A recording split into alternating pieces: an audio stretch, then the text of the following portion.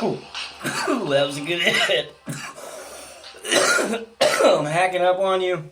Here we are. Talking about, Weed on Wrestling. I am your host, Weed. I'm getting in that state of mind. Sorry for coughing on you. Welcome back. Brand new edition. Weed on Wrestling podcast. Again, I am your host, Weed, a.k.a. Alan. And we got a lot to talk about. WWE Raw happened. It has occurred. And apparently, WWE figured out that we as the fans are pissed off after Fastlane. Because holy shit, did we have one more hell of a night on WWE Raw. I got high. I didn't even have to keep getting high because it was so good. So many big names came out. Oh, I can't tell you the last time a Monday Night Raw had this many names on the roster to come out all in the same night. I gotta hit that real quick. I'm getting to the right state of mind. Alright, let's talk about some shit. Kicked off the show. As I'm dying. Kicked off the show with Jericho. And it was the only thing that could save face from last night, from the Fastlane, was kicking off the show with Jericho. No one is better on the mic than him. You throw in Kevin Steen with it as well. We get Owens versus Jericho, setting up the spot that we all wanted at WrestleMania. Yeah, we wanted a Universal title, US title at the same time, but at least we get it.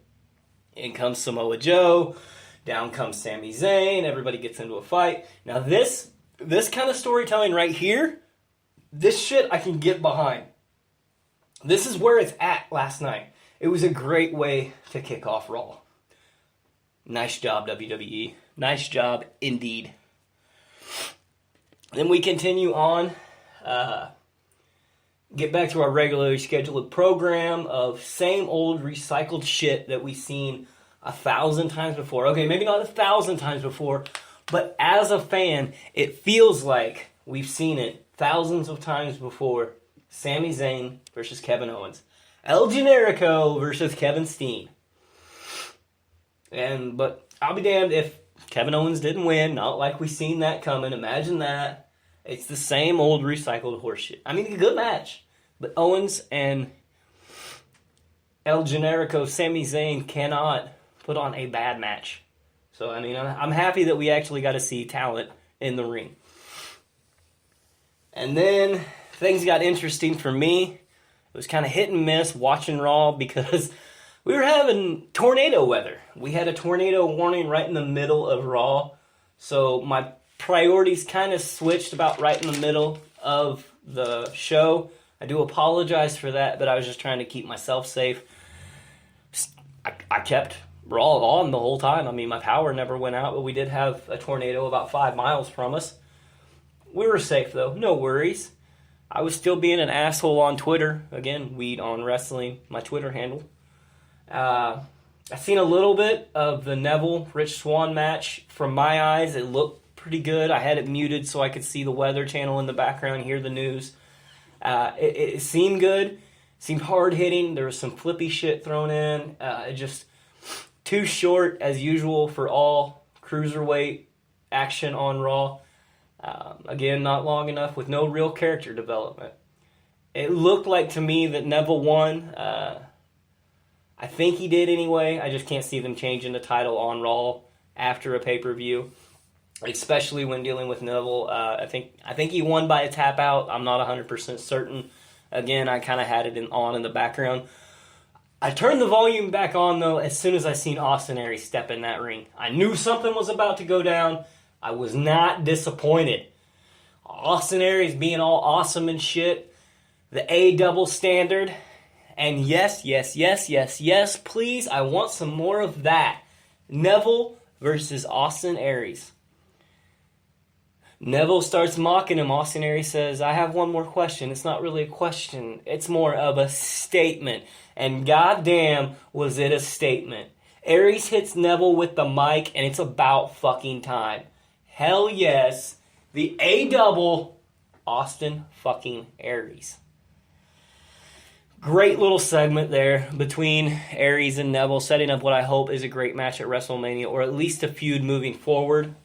And then another little down spot, we get Enzo coming running out onto the scene, being Enzo, being all annoying and illogical as usual. At least, you know, that later on in the show, he let us know that we're going to get to suffer through more of the same old horse nipples from last night. Oh, joy. All this was a precursor of saying, hey, remember last night when we had this match?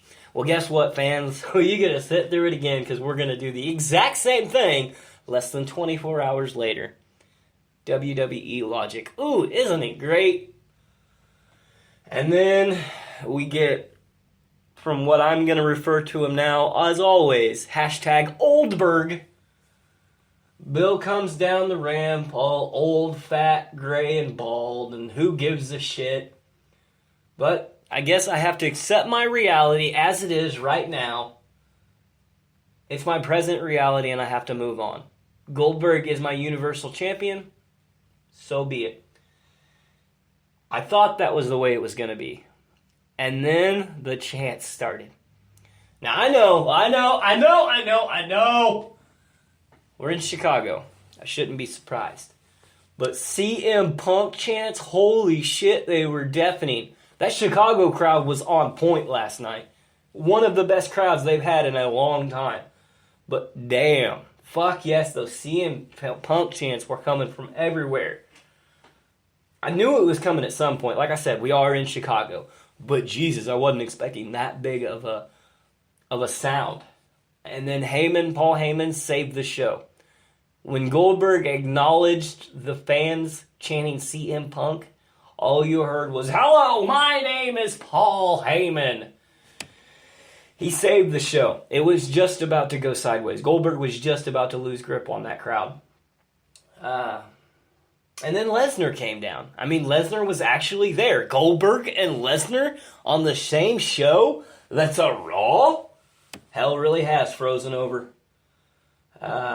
Corporate realizes that they needed to pull out all the stops last night and get every big name that they had on the roster in Chicago to try to save face from that clusterfuck that was 24 hours previous. That is the pay-per-view Fastlane. But yeah, we had Brock and Goldberg face-to-face for the first time since their last time. And it was nice. Vince just nutted in his panties backstage because he fucking salivates over big sweaty men. But it was good. Paul calls Goldberg Brock's bitch. Brock hits Goldberg with an F5. I may be a Brock Lesnar fan. Holy shit, I may actually like Brock Lesnar now. I don't know how I feel about that. I mean, the motherfucker is dominant. Motherfucker's intense. I just don't know if I can get behind him. But at the same time, anything has to be better than that quarter part-time wannabe hashtag Oldberg. And then it just kept... Like, that was a good segment. And then it lost all momentum and all the air left the building. Because as soon as their music hits, I couldn't agree with Corey Graves more when he just went, oh... You hear the the fucking Enzo and Cass theme song, and my first thought was, oh joy, more shit talking fly swatter. Enzo and Cass versus Gallows and Anderson. A rematch from the night before. Where's my pipe? I had to get higher on this one. It just didn't make a whole lot of sense. I did enjoy Big Ol' Cass's little rant that he did before the match start about Jordan. That was a nice little plug. Jordan in his prime, talking about all the championships he won. I did enjoy that, but one little sentence doesn't make the show. At least Cesaro and Sheamus came down. I'm not going to lie. I really enjoy this Cesaro and Sheamus pairing. I didn't like it at first, but it's actually not that bad now that I've had time to sit and enjoy it. Cesaro has made Sheamus into not the most hated superstar on the roster anymore, and I didn't think that was possible. I thought that Sheamus was always destined to be a heel because of his persona. Sheamus is getting across though. Cesaro is getting him fans, and I kind of enjoy that. And then the way it ended, Enzo spills Cesaro's coffee, runs into the ring, and Cesaro interferes in the match. Gallows and Anderson retain. Look, I don't know where all this is going, and frankly, I don't care. It's the tag team division. If New Day isn't the champs, what the fuck are you even doing? I guess what we're going to have to see moving forward is who's the number one contender. Next week we have Sheamus and Cesaro taking on Enzo and Cass to see who the number one contender is to take on Gallows and Anderson at WrestleMania. I don't know how I feel about this. We're just completely neglecting New Day. Maybe we're going to get Gallows and Anderson, Cesaro, Sheamus at WrestleMania. I think that's what it's leading to. I just want to see when New Day enter into the equation. To me, what I want to see is the trio of the New Day take on a newly formed trio of the Bullet Club. Have Gallows and Anderson stay tag team partners. Finn Balor's going to need somewhere to come back to whenever he does come back. Why not have him come back on the main stage, WrestleMania, put the Bullet Club together in the WWE, and have a little 3 versus 3 action going on? I would rather see that than an Enzo and Cass or a Cesaro and Sheamus. I do enjoy Cesaro and Sheamus. I do enjoy the hot tag of Enzo and Cass. I just think there's more storyline avenues to explore having a New Day versus a Bullet Club feud. I personally like that a lot more than I like the others. But that's just, again, my own humble opinion. Speaking of my own humble opinion, the Ravishing Rick Rude, goes into the Hall of Fame. Good. A heel finally gets the props that he fucking deserves. He was a trendsetter that was decades ahead of his time.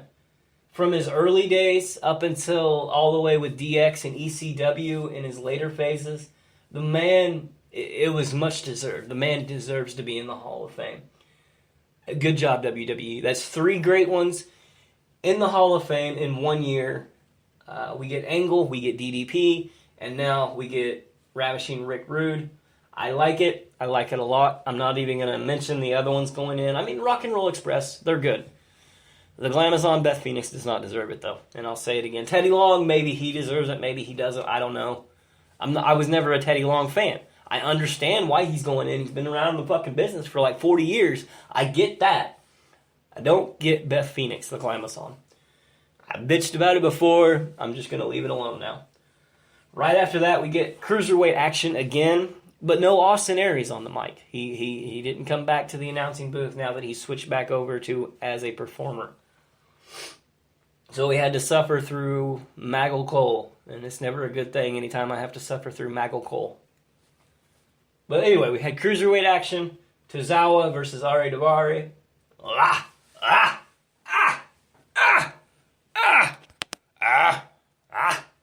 like Tozawa. I like him. I like him a lot. He's so fucking entertaining. His little headbutt dive through between the ropes. I like it. I like his high intensity offense. I like his And my God, does he have the best German suplex in the game today. It was a good win. Again, it's Cruiserweight, so you know it's going to be really short on Raw. It's going to be a really short match. But it was good. And then, holy shit, Tozawa speaks in English? Plain English even.